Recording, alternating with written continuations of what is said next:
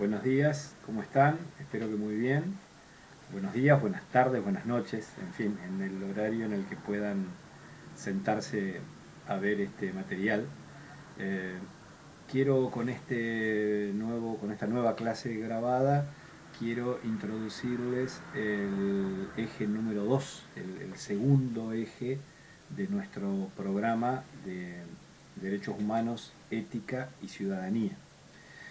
En este caso, nuestro segundo eje tiene que ver con los derechos humanos comprendidos como dimensión ética. Algo de esto ya hemos conversado en las clases anteriores, pero en este eje vamos a intentar profundizar un poco más en qué significa entender a los derechos humanos como dimensión ética o como perspectiva ética. Para empezar entonces por algún lugar y tratar de ser lo más claros y sintéticos posible, vamos a hacer mención a la etimología de esta palabra ética, al origen de la palabra ética, que seguramente a ustedes les suena, quizás incluso lo han visto en algún momento en filosofía. La ética es la disciplina de la filosofía que le interesa o se ocupa de estudiar lo que está bien y lo que está mal, las acciones humanas, la forma en la que convivimos. Y muchas veces se utiliza de manera indistinta con la palabra moral. Se suele usar ética y moral de manera prácticamente indiferenciada. Y en realidad esto es razonable porque hasta etimológicamente están relacionadas esas palabras. Ética viene del griego ethos, que significa conducta o comportamiento. Y moral es una palabra de origen latino que deriva de mores, que significa costumbres, lo cual a su vez deriva del lugar donde se vive, de la palabra castellana que tiene su origen ahí es morada, el lugar donde se mora, donde se vive. De modo que, como se puede intuir, tanto la ética como la moral están vinculadas con la conducta en un sentido y con las costumbres, con lo que una determinada sociedad, un determinado grupo humano acostumbra a hacer. Vamos a ver en un ratito apenas cómo esto se vincula fuertemente con una concepción moderna, contemporánea de la ética y de la moral. Pero en este aspecto lo que me interesa, simplemente para hacer, porque es una inquietud muy habitual, ¿no? ¿Qué diferencia hay entre ética y moral? En verdad no hay una diferencia significativa. Se suele utilizar la palabra ética para designar a la reflexión filosófica sobre lo moral y a la palabra moral para designar más bien a los actos o a las conductas.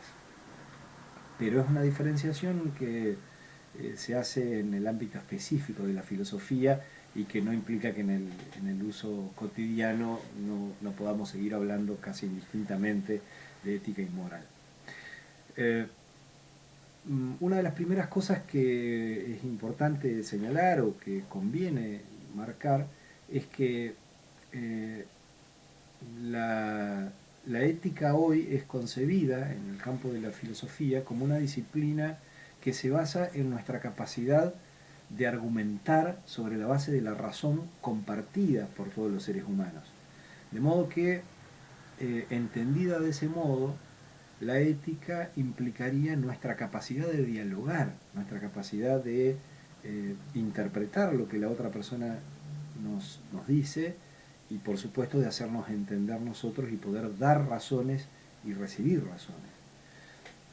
Dicho de otro modo, lo que estoy diciendo es que no puede haber ética sin diálogo, que una ética contemporánea tiene que estar basada en una razón dialógica, en una comprensión de que nuestra capacidad de razonar nos permite dialogar y entendernos. Eh, ¿Qué ocurre en general con las cuestiones morales? Sobre todo cuando no hay una adecuada reflexión al respecto. dependen casi exclusivamente de las costumbres del grupo social y de la época determinada para calificar un acto como moral o no. ¿Qué quiero decir con esto? Si ustedes reflexionan respecto de sus propias vidas y sus propias experiencias vitales, seguramente podrán reconocer con facilidad qué ideas respecto de lo que está bien y lo que está mal fueron cambiando en su forma de pensar. Ni hablar si hacemos ese ejercicio socialmente. Eh, Ustedes son muy jóvenes y quizás los recuerdos que tengan del momento en el que en la Argentina se discutió y luego se aprobó la ley de matrimonio igualitario, quizás no sean recuerdos muy nítidos, o quizás no recuerden cómo juzgaban ustedes mismos y mismas, individualmente, al hecho de que dos personas del mismo sexo pudieran sentirse atraídas y pudieran amarse. Aunque hoy, sobre todo a la gente más joven, le parezca absurdo, hasta hace muy pocos años, hasta el momento incluso en el que se discutió en Argentina por primera vez la posibilidad de que personas del mismo sexo pudieran formar una pareja legal, había una cantidad muy importante de personas dentro de nuestra sociedad que consideraba eso como algo inmoral, aberrante, perverso, enfermo, degenerado, etc. Y probablemente si ustedes dialogan con familiares, sobre todo los de mayor edad, todavía haya quienes piensen de ese modo. Sin embargo, es muy probable que ustedes, que cuando se produjo ese debate en la Argentina eran en su mayoría niños y niñas, no recuerden que ustedes mismos o mismas tuvieran ese tipo de conceptos morales. Eh, Sin embargo, de mi generación y obviamente de muchas otras generaciones, hay muchas personas que cambiaron de parecer cuando se produjo ese debate, que cambiaron su mirada, podríamos decir, ética respecto de ese tema. Entonces, esto nos permite ver cómo las ideas respecto de las acciones humanas se van modificando con el tiempo. Podríamos decir que cualquier sociedad y hasta cualquier grupo humano reconoce distintos tipos de acciones entre sus integrantes. Y algunas de esas acciones se consideran preferibles a otras. Hay acciones que son rechazadas, que son reprobables, y hay otras acciones que resultan indiferentes. ¿Qué es lo que decide o lo que define qué tipo de acciones entran en cada categoría? Podríamos decir que hay un código de conducta determinado, un conjunto de reglas que muchas de ellas no aparecen escritas en ningún código, sino que forman parte de una construcción implícita. Eh, por ejemplo, el valor de los lazos familiares o el valor de la amistad no corresponden a normas escritas. No hay ninguna ley que diga que la amistad es importante o que a la familia hay que cuidarla y hay que verla para mantener los lazos familiares.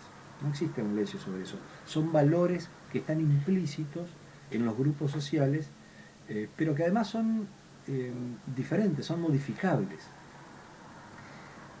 Todo grupo social posee sus reglas de comportamiento y cada uno de sus miembros incorpora esas reglas a su conducta a partir de la interacción con el resto del grupo.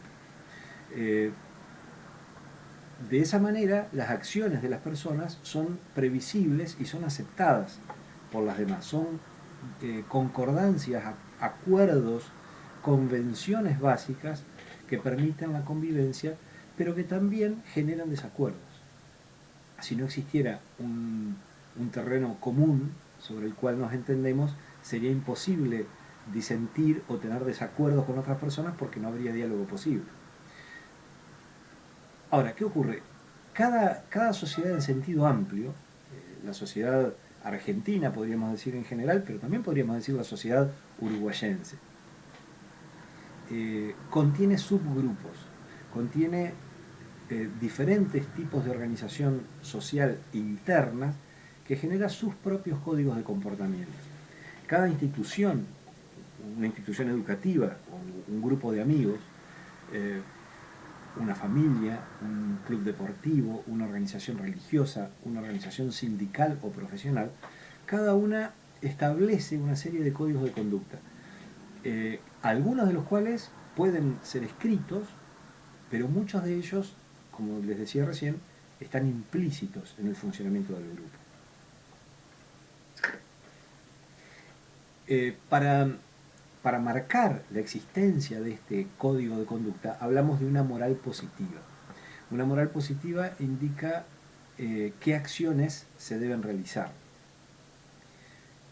Y por supuesto significa que dentro del mismo periodo histórico y dentro del mismo grupo social se acuerdan una serie de conductas que son las esperadas o las deseables para sus participantes. El asunto es que en un mismo periodo histórico y en otros ámbitos de la sociedad, o incluso a veces en el mismo grupo, pueden convivir varias morales positivas articuladas a través de diversas tradiciones que pueden ser sociales, culturales, religiosas o de otro tipo. Lo que está bien hacerlo en el grupo familiar no necesariamente está bien en el grupo de amigos y no necesariamente está bien en el grupo de compañeros de trabajo, por ejemplo. Pongo un ejemplo muy sencillo, pero para que se entienda lo que estoy diciendo cuando hablo de códigos de conducta que conviven a diferentes niveles y que en un lugar están presentes y en otros no. En la familia, por ejemplo, está aceptado el uso de determinadas, entre comillas lo digo porque no creo que existan malas palabras, pero de determinadas malas palabras, palabras malsonantes, palabrotas. En la familia se aceptan determinadas. En el grupo de amigos se aceptan otras u otro tipo de expresiones. Y en el grupo de clase, en el aula, o en el grupo de trabajo, en el laburo, no se aceptan, o las que se aceptan son mucho más matizadas, mucho más suaves. Es un ejemplo sencillo, pero que muestra cómo es el funcionamiento de este tipo de código de conducta, que, insisto con esto, no están escritas en ningún lado y sin embargo estructuran en buena medida la forma en la que nosotros nos conducimos, las acciones que desarrollamos en los distintos grupos sociales de los que formamos parte y en los que interactuamos. Esto significa que podemos ver a la moral como ideal social, como un mosaico, como algo que es el producto de la combinación de diversos códigos grupales que sin embargo, para verdaderamente corresponderse con una identidad, comparten algún valor central que los identifica como una sociedad más amplia. Por ejemplo, en el caso de nosotros, hablábamos de la sociedad uruguayense, de la escuela, del grupo de amigos, del club de deportes, todos nos identificamos como parte de la sociedad argentina, porque compartimos determinados valores que tienen que ver con esa identidad, con esa ficción que es el Estado y la nacionalidad. Digo deliberadamente ficción, como para discutirlo más adelante, porque tiene que ver con lo que los seres humanos construimos. Aquí deberíamos hacer un paréntesis para hablar de lo que significa la moral como reflexión filosófica que a esta altura del desarrollo de la humanidad puede, y de hecho utiliza, conocimientos científicos que ya poseemos. Por ejemplo, sabemos que el ser humano no siempre fue como es ahora. Sabemos perfectamente que la humanidad ha evolucionado biológicamente primero y culturalmente después, y que el proceso de esa evolución cultural ha sido de una potencia y de una velocidad en comparación con la evolución biológica impresionante. Sabemos que las costumbres, los pensamientos, las tradiciones se han ido modificando y que lo que pensamos nosotros sobre un montón de aspectos, pero sobre el mundo, sobre el universo del que formamos parte, es muy distinto de lo que pensaban los Homo sapiens de hace 5.000 años, 2.000 años, 1000 años, 500 años y hasta 200 años, y hasta 20 años atrás, ¿no? Yo puse el ejemplo de la ley de matrimonio igualitario, podemos poner un montón de ejemplos de ese tipo. Podemos recordar, por ejemplo, que el mes pasado, en mayo se recuerda esa fecha, que el 17 de mayo se recuerda que fue ese día del año 1990, 1990, fíjense qué reciente lo que estamos hablando, ayer nomás, hace 30 años, que la Organización Mundial de la Salud, la misma organización internacional que hoy nos advierte y nos informa y nos explica cómo reaccionar frente a la pandemia, esa misma organización recién en 1990 eliminó a la homosexualidad de su lista de enfermedades mentales. Es decir, hasta 1990 todavía para la Organización Mundial de la Salud, un organismo de las Naciones Unidas, la homosexualidad era una enfermedad. Ni hablar de que para mucha otra gente durante muchos siglos e incluso hasta hoy, la homosexualidad era una perversión, etcétera, todo eso que hablamos.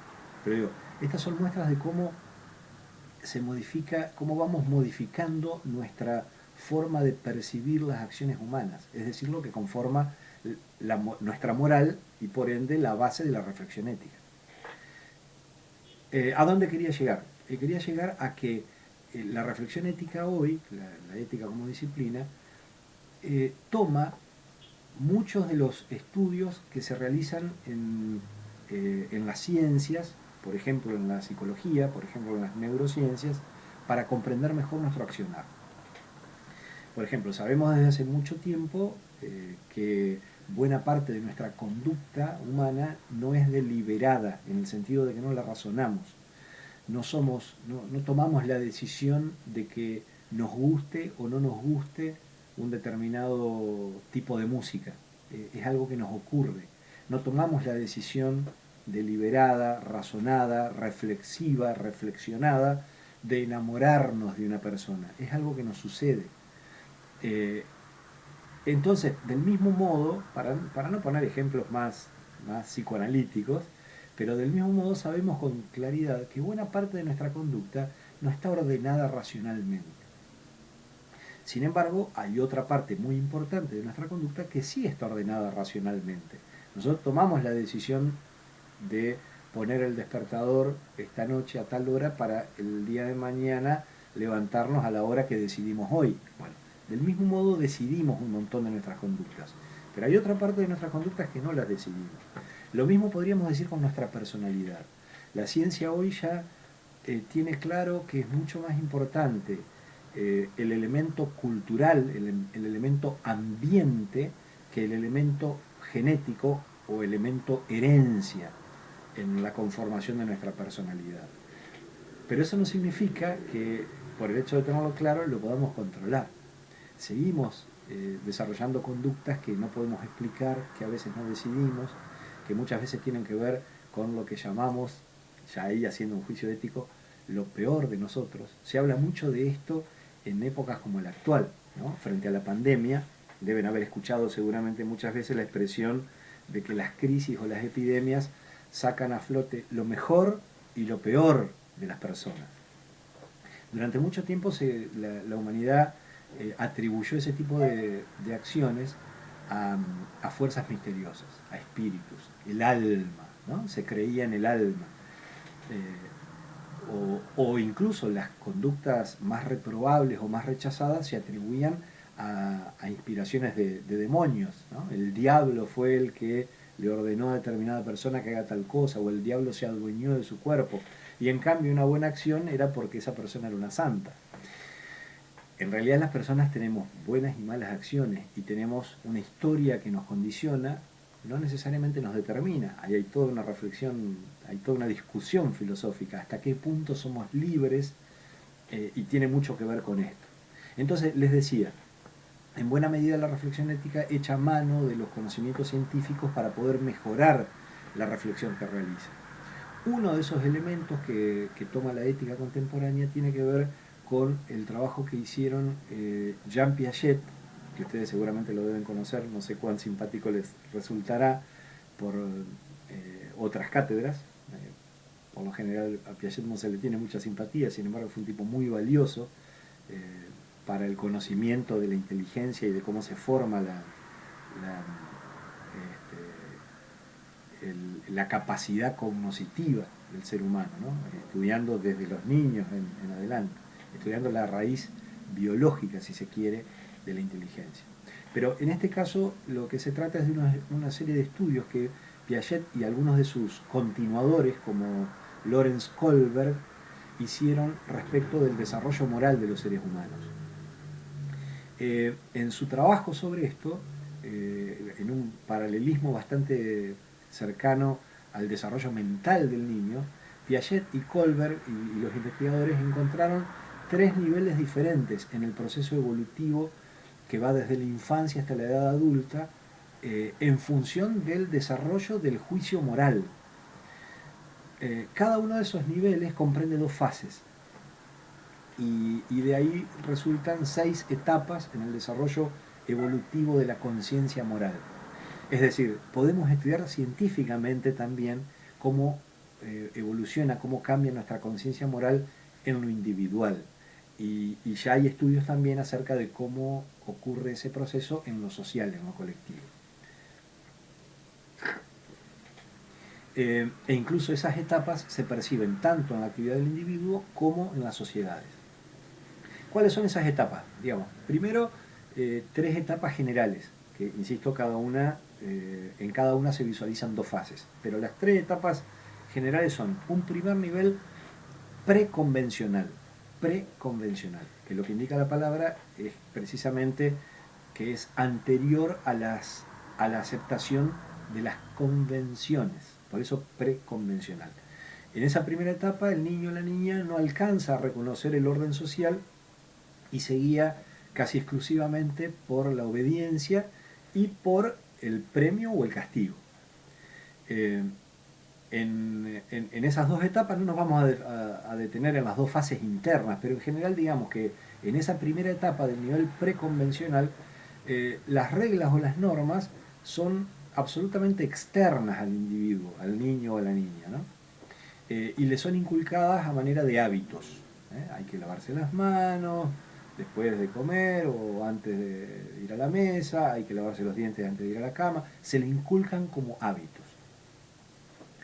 En la fase superior de esa primera etapa, el niño o la niña ya van internalizando esos hábitos, esas normas, esas metas que les imponen de afuera,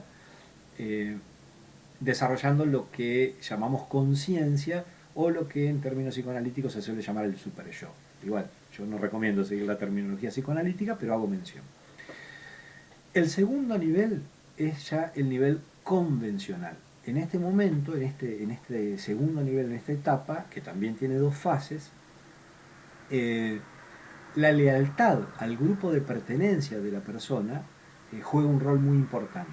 El respeto a ese grupo, al orden establecido, es lo que decide ya no una imposición externa de la norma, sino una adhesión, pero porque formo parte de este grupo. Y aquí también hay como 2 niveles, dentro de este nivel como 2 fases. Una primera fase en donde esa aceptación de la convención, de la regla, de la norma, tiene que ver exclusivamente con la lealtad a la familia, al grupo personal, al grupo social, al grupo laboral, etcétera, al grupo de amigos. Y una segunda fase donde ya la adhesión a la norma tiene que ver con una concepción de ley y de orden, en donde cumplimos con las reglas porque aceptamos que esas son las reglas. Y el tercer nivel es el que Piaget y Kohlberg denominaron el nivel postconvencional, el nivel en el que superamos la simple adhesión al esquema de normas y de reglas que se nos impusieron. Y en este nivel, dicen los investigadores, ya los acuerdos y las normas a los que adherimos, ya no importa que procedan de afuera, sino que nosotros libremente decidimos adherir a determinadas normas o determinados principios que tienen que ver con las nociones éticas que construimos. Acá, en este nivel, dicen ellos, es donde alcanzamos el punto de vista moral o ético en un sentido estricto. Ya no cumplimos la ley porque es obligatorio, sino que cumplimos la ley o hacemos cosas que nadie nos obliga, que ninguna ley nos obliga, porque consideramos que eso es lo correcto, que eso es lo justo, que eso es lo que corresponde. E incluso estamos preparados, ya en la última fase de ese tercer nivel, por un lado, para desobedecer una ley injusta y plantear cambiarla cuando consideramos que es injusta. Por eso se diferencia del nivel convencional. Este es post-convencional. Yo ya tengo un criterio ético para darme cuenta de que una determinada ley es injusta y debe ser desobedecida o removida.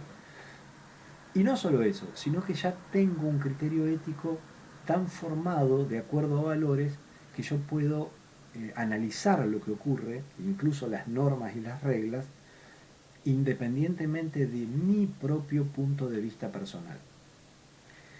Un poco en broma, un poco en serio, Piaget y Kohlberg dicen que esa última fase es la de los santos de la humanidad, las referencias éticas de la humanidad, el nivel que alcanzaron éticamente, el nivel de desarrollo moral que alcanzaron un Nelson Mandela, un Gandhi, una Vandana Shiva, un Manuel Belgrano, en fin, un Pocho Leprati, las diferentes referencias éticas de la humanidad que cumplen un rol importantísimo, tanto las referencias éticas individuales como las que mencioné, pero muchas más,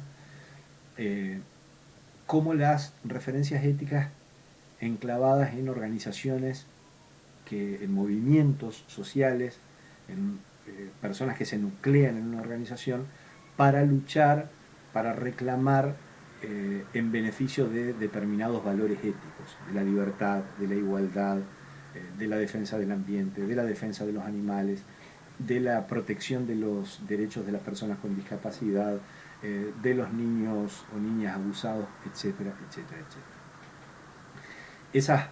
Esas referencias éticas y esas organizaciones cumplen un rol muy importante, por un lado, para empujar, podríamos decirlo de algún modo, el desarrollo moral del resto de las personas, pero por otro lado también cumplen un rol muy importante en lo que llamamos las dos vías para la concreción de los derechos humanos. Los derechos humanos aparecen entonces como la referencia o como el horizonte ético de la humanidad, y las referencias éticas aparecen como los faros que alumbran el camino de la concreción de los derechos humanos. ¿Por qué decimos dos caminos? Porque hay un camino que es cuando la ley establece que un determinado derecho a partir de ahora debe ser respetado, debe ser cumplido y es obligatorio. Pero muchas veces la ley establece esa disposición y después la disposición no se cumple. Ahí es donde aparece la importancia de esa otra segunda vía, de ese segundo camino.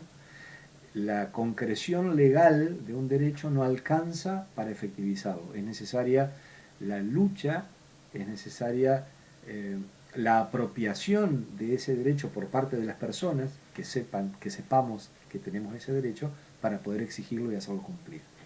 La historia proporciona una enorme cantidad de ejemplos de este tipo, pero uno de esos ejemplos claramente ha sido el que ha tenido que ver con cada vez que en la historia se le otorgó la libertad o la igualdad a un grupo social desfavorecido. Podríamos verlo con la lucha por la igualdad racial en los Estados Unidos o en Sudáfrica, que en estos días sigue habiendo coletazos de esas desigualdades, pero que además hasta el día de hoy la participación de los afroamericanos en Estados Unidos no es la misma que la de los blancos, ni en la propiedad de tierras o de viviendas, ni en lo que ganan, ni en la riqueza cómo se distribuye, ni en los cargos que se ocupan en el poder político, judicial o económico, ni en las cárceles. Hay mucho más afroamericanos en las cárceles yanquis en proporción que lo que hay en la población. Lo mismo podríamos decir a nuestro país respecto de los aborígenes. Aunque la ley dice que en nuestro país somos todos iguales ante la ley, es claro lo que ocurre con la continuidad de la exclusión de las comunidades aborígenes, que también en estos días hemos tenido un episodio espantoso, que habrán visto las imágenes, si no les recomiendo que lo busquen, respecto de la comunidad COM en el Chaco, un abuso policial verdaderamente espeluznante que fue filmado y que se vio en todos los medios. Algo similar ha ocurrido con la incorporación de las mujeres a la vida política. En nuestro país, la incorporación de la mujer a la vida política argentina fue en 1947, cuando se aprueba la ley del voto femenino. Pero para que las mujeres llegaran a los cargos electivos fue necesario que varias décadas después se aprobara una ley que primero fue ley de cupo, para establecer que un mínimo de los cargos debían ser ocupados por mujeres, porque si no seguían siendo ocupados siempre por varones, y hoy se discute y se implementa ya en muchos ámbitos, por ejemplo en los consejos deliberantes de todas las ciudades entrerrianas, la paridad, es decir, que haya la misma cantidad de varones y mujeres en los cargos políticos. O sea, no alcanza con que se establezca el derecho a la participación política de las mujeres. Para garantizarlo, y lo mismo ocurrió antes con los afros, lo mismo ocurre con los pueblos originarios, etc. Un poco a esto se refería. Pero volviendo a las etapas del desarrollo moral que plantean Kohlberg y Piaget, uno de los aspectos muy importantes que nos muestran esos tres niveles que describimos es que en los dos primeros niveles, dijimos en el preconvencional y en el convencional, las normas y las reglas proceden de afuera del individuo. Según el estadio del desarrollo, ese afuera van a ser los padres, la familia, la escuela, los maestros, los amigos, la comunidad, el primer trabajo, el primer empleo, etc. Cuando las normas, nomos en griego, cuando las normas son externas al individuo, hablamos de heteronomía. Heteronomía, hetero, diferente, u otro, y nomos o nomía, normas. Entonces, en esos dos primeros niveles, la ética, la moral, las normas morales, lo que nos muestran es un panorama de heteronomía.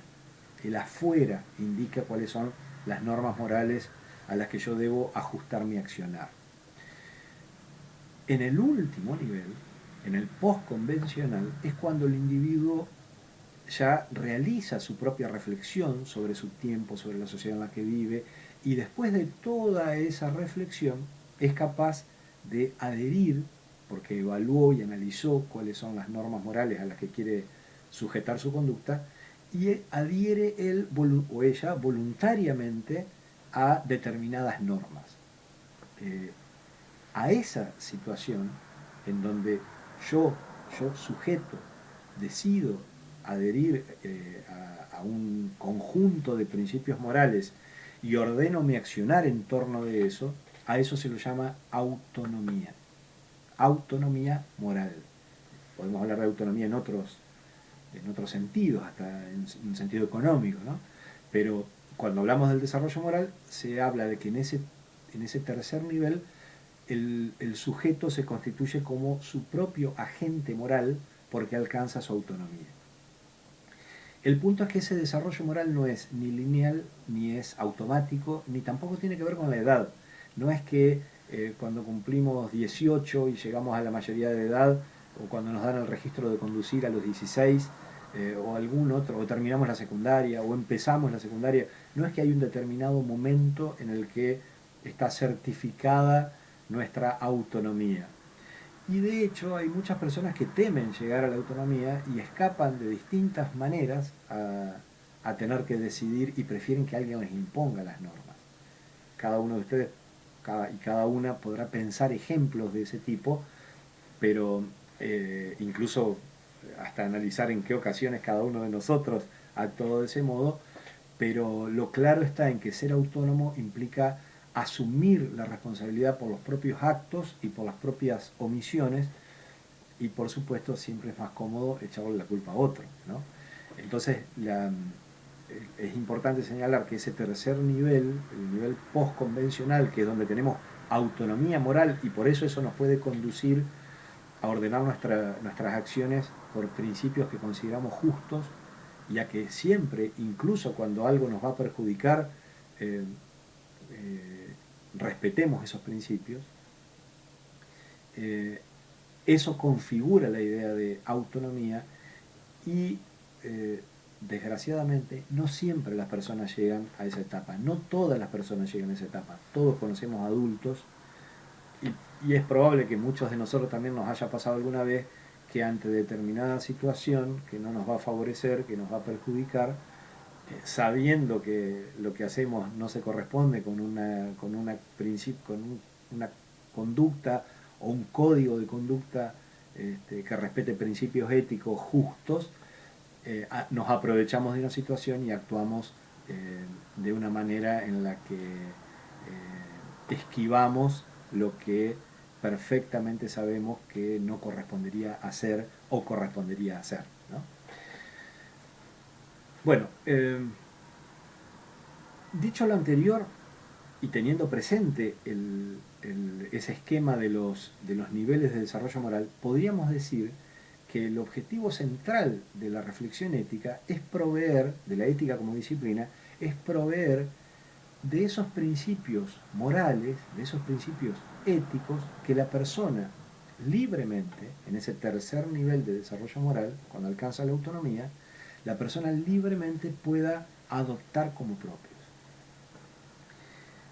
El asunto es que eso no es nada fácil, no ha sido nada fácil. La filosofía tiene casi 3000 años de antigüedad y en toda su historia no ha logrado construir, hasta la actualidad, no ha logrado construir un código de conducta, una serie de principios éticos que pudieran ser de libre adhesión, pero que todo el mundo los adoptara como propios y los cumpliera sobre todo. Los intentos han sido enormes, tanto en la filosofía como, por ejemplo, en las religiones.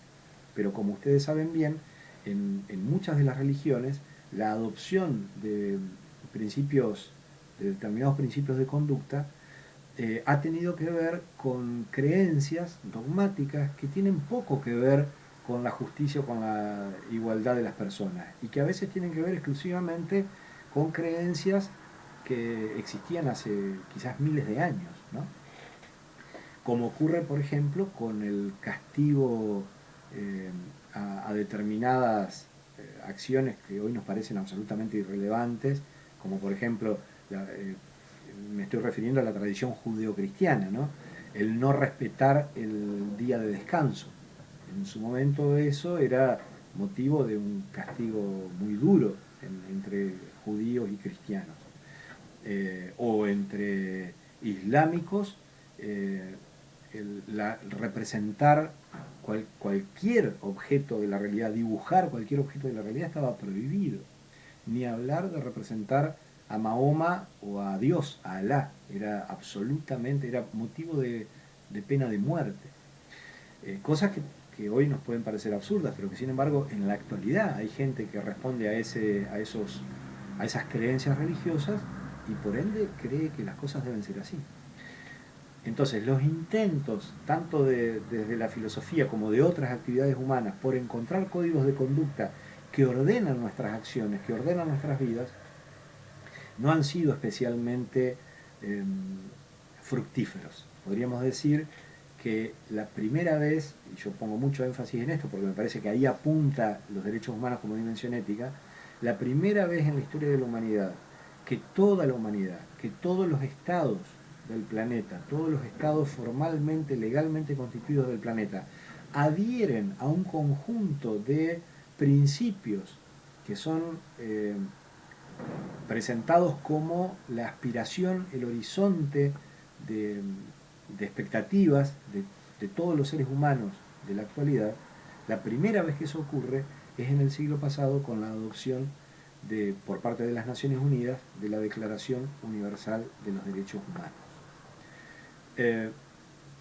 Quiero hacer mención rápidamente, no me voy a detener mucho en eso, quiero hacer mención a la discusión ética en relación con dos posiciones éticas tradicionales. Una que se conoce como utilitarismo, que es un principio ético por el cual por ahí su nombre puede tender a confusión. Lo de utilitarismo deriva de que las acciones se perciben como éticas o no en función de sus consecuencias, en función de la utilidad que tienen, pero no de la utilidad entendida como algo egoísta o de beneficio solo para mí, sino que la utilidad o las consecuencias a medir de las acciones humanas tienen que ver con la mayor felicidad posible para la mayor cantidad de personas posible.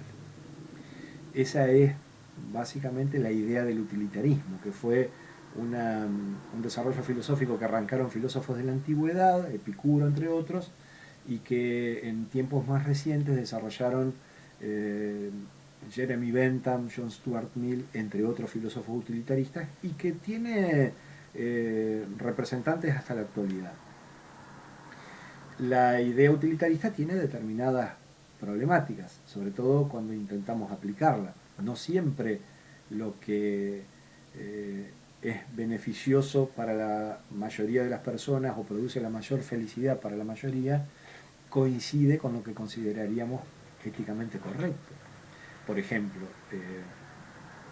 hoy mismo, en el episodio o en el momento de pandemia que estamos viviendo, alguien puede ponerse en el lugar de una persona anciana a la que para el beneficio propio de esa persona y de la mayoría del resto de las personas se le indica que se quede recluida en su casa para no contagiarse del virus, y esa persona dice: yo no sé cuánto tiempo me queda de vida y yo prefiero correr el riesgo de contagiarme pero seguir viendo a mis nietos, y no quizás morirme la semana que viene o dentro de 2 semanas y no haber visto nunca más a mis nietos y estar encerrado, aislado. En fin, se entiende una posición que pone en discusión la idea utilitarista. Por otro lado, la otra gran corriente ética enfrentada al utilitarismo es la que se conoce como la ética deontológica o éticas del deber, presentada sobre todo por Immanuel Kant, el gran filósofo alemán, quien decía que no importa la consecuencia de la acción ética, lo que importa es que nosotros cumplamos con nuestro deber. El problema es cómo sabemos cuál es nuestro deber, cómo sabemos cómo debemos actuar. Kant propuso una fórmula que la fue cambiando, la fue mejorando, pero que en esencia lo que dice es que ante la duda, ante el dilema ético, nosotros debemos guiarnos por la siguiente formulación: actuar de manera tal que el principio que guió mi acción sea deseable como principio universal. Es decir, sea deseable que todas las personas puestas en esa misma situación actuaran del mismo modo que yo. ¿Tá? En términos muy prácticos sería, me preguntan algo comprometedor, ¿digo la verdad o miento? Bueno, si todos mintieran, ¿qué pasaría con la verdad? ¿Qué pasaría con la palabra? No se le podría seguir creyendo a nadie. Dejaría de tener valor la palabra. Cualquiera diría cualquier cosa, cualquiera prometería cualquier cosa. Se ve ahí un poco la intención de Kant, pero el problema es que al aplicarlo también genera una enorme cantidad de dificultades. Porque, por ejemplo, ¿qué debo tener presente? La acción en general, o sea, mentir en general, o esta acción específica, que puede ser mucho más detallada y mucho más precisa. Por ejemplo, en la situación en la que esta lo propuso un filósofo llamado Bertrand Russell, una propuesta muy inteligente porque muestra las limitaciones del planteo de Kant.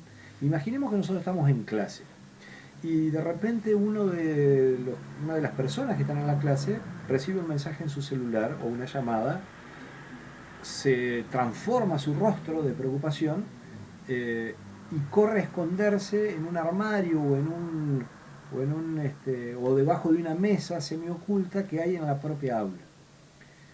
Nosotros no entendemos nada, no entendemos lo que está pasando, pero unos segundos después irrumpe en el aula una persona que tiene en sus manos un arma, que está visiblemente perturbada y que pregunta por esa persona que se acaba de esconder. ¿Dónde está? ¿Dónde está? Y ahí viene la pregunta de Russell a Kant. Kant no está para responderla. Bueno, Russell ahora tampoco. Pero ahí viene la pregunta. ¿Debo decir la verdad? ¿Debo decir, sí, se escondió ahí abajo, ahí está en ese mueble, y que la otra persona la mate? ¿O mi obligación moral en ese caso es preservar la vida de la persona en lugar de decir la verdad? ¿Se entiende la dificultad? Entonces, ya el principio universalizable no sería el que se refiere a decir siempre la verdad, sino a el valor de la vida, el valor de la protección de la vida, está por sobre incluso la verdad. Entonces, si la verdad puede implicar el daño o la muerte de una persona, yo tengo la obligación de infringir el principio que refiere a no mentir para cuidar la vida de esa persona amenazada. Como se ve, es complicada la discusión en ética y por eso justamente durante tantos años los seres humanos no hemos podido ponernos de acuerdo en un código de conducta que valga para toda la humanidad. Hay una vieja regla que seguro ustedes la conocen porque se usa mucho, que es conocida como regla de oro, en Occidente es conocida como regla de oro, que tiene que ver con la ética, pero que apareció en las culturas más variadas y en los lugares más distantes del mundo, con distintas formulaciones, pero básicamente lo que dice es, no le hagas a los demás lo que no querés que te hagan a vos. O trata a los demás como querés que te traten a vos. Esa es la regla de oro. Esa se supone que es una de las bases éticas para la existencia de la perspectiva de los derechos humanos. Pero lo cierto es que más allá de que estas posiciones éticas que mencionamos, que incluso el gran filósofo argentino que falleció hace muy poquito tiempo, con 100 años de edad, Mario Bunge, decía que todos somos a veces utilitaristas, es decir, todos a veces jerarquizamos en nuestras acciones la consecuencia de nuestras acciones procurando que sea el mayor bienestar para la mayor cantidad posible, y todos somos a veces partidarios de las éticas del deber. Actuamos por lo que consideramos que es nuestro deber contra viento y marea.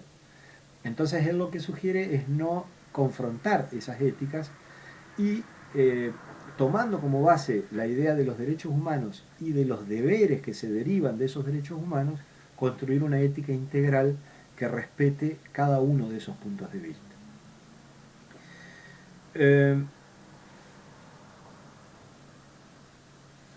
El último aspecto, y ya creo en bien de la hora, creo que las y los dejo en paz, llevamos 47 minutos de grabación, dos aspectos más en realidad. Uno, cómo todo esto que estamos hablando, la posibilidad de un diálogo social respecto de las conductas, el respeto a los derechos humanos, la libre adhesión de los países, de los estados, esa ficción dentro de la que vivimos nosotros, pero que existe, que está organizada de esa manera, que ojalá algún día los seres humanos seamos capaces de eliminar ya todas las barreras de raza, de estados, de religiones, todos los prejuicios raciales, ideológicos y demás, y convivir verdaderamente como hermanos y hermanas, como dice la propia Declaración Universal.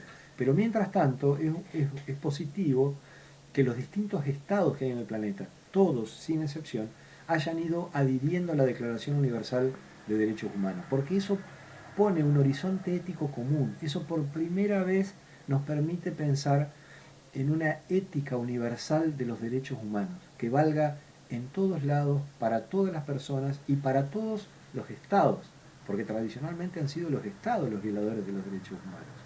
Entonces esto se vincula profundamente con la convivencia democrática, una ética basada en el diálogo, una ética dialógica, en donde las personas, los sujetos de las acciones éticas, tengamos como principio de justicia básico el principio de igual consideración, es decir, mis intereses y mis problemas y mis inquietudes y mis derechos en suma valen lo mismo que el de una niña de la comunidad La Primavera de Formosa, o que un muchacho afroamericano de Los Ángeles en los Estados Unidos, o que una niña india de la India que es violada o sometida a trata de personas.